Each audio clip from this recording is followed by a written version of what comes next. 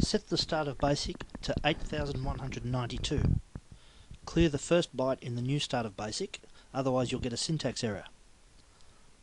Start by typing in this program that will create the formatter for using extra tracks. All you need is a standard Commodore 64 and a standard 1541 or 1571 disk drive. You can use both sides of the disk if you have a 1571.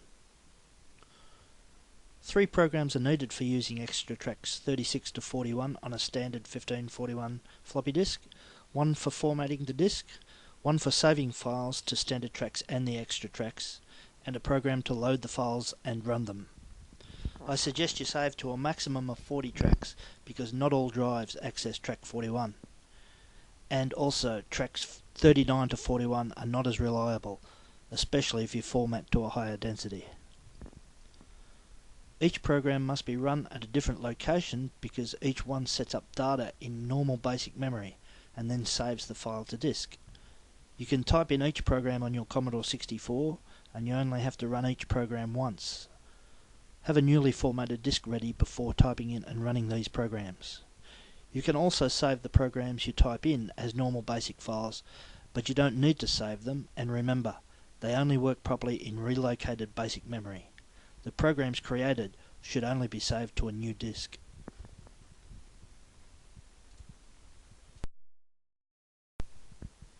Run the program and put a new disk in your floppy disk drive and answer yes, write the file to disk. Type in the name of the file. This is the name of the format program. This is the program you will be running to format the extra tracks.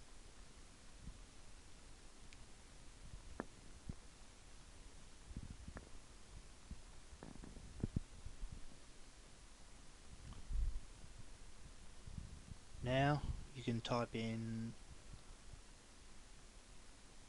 the menu loader. This is the loader program that will load the extra tracks. We'll do the extra track saver last.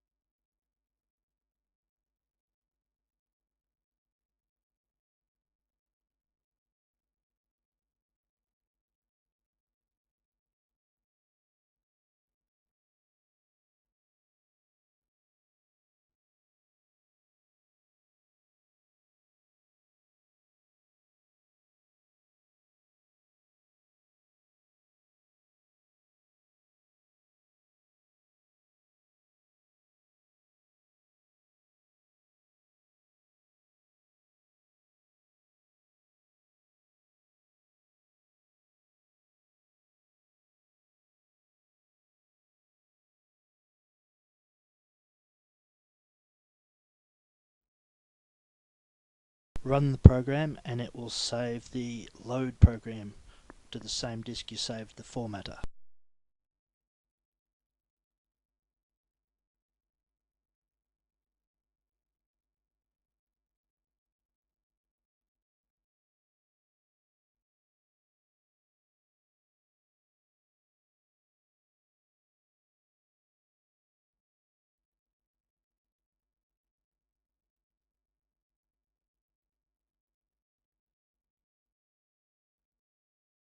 And now type in the program for saving to the extra tracks.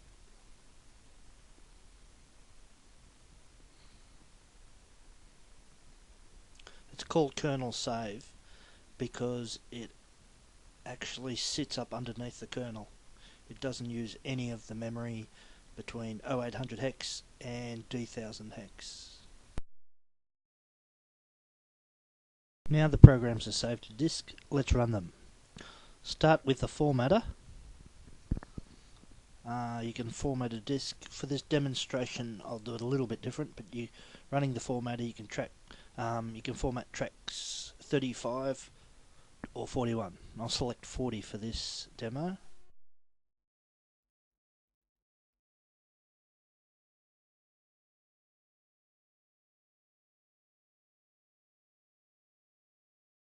and we'll set it to a density of 2. Just for the demonstration, you should use density 0. That's the most reliable. It's the lowest density, but it's also very reliable.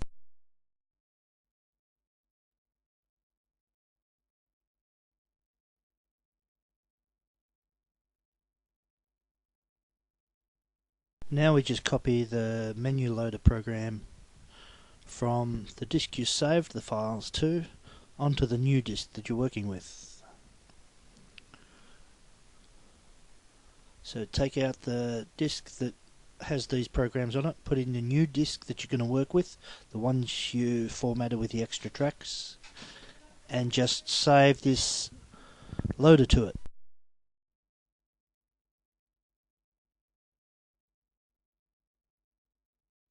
So now the disk has the menu loader on it, which will load from extra tracks. Last step is to run the saver. I've got a wedge. I'm using a cartridge that has a wedge built in. You don't need a cartridge, that's why I'm just using the / to load the programs in.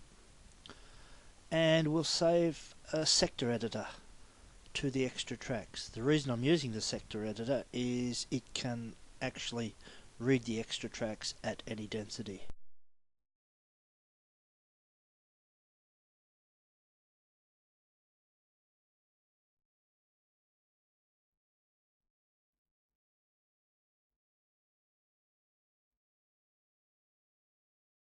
Only the first block from the sector editor has been saved on normal tracks, all the rest are on the extra tracks above 35.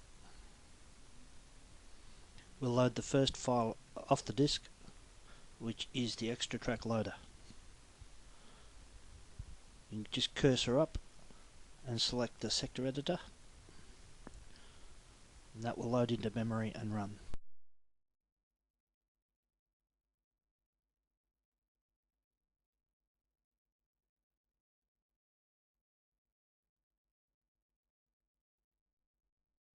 The file is loaded into track 17 sector 1, the sector editor, and if we look at that sector, we will see that the link is to track 36 sector 10, the next sector, 24 hex being 36 decimal. For example, this one, track 36 sector 1, is linked to track 36 sector 11, and if we jump the link, next one's track 36 sector 2. If we jump that link, sector 12, and so on.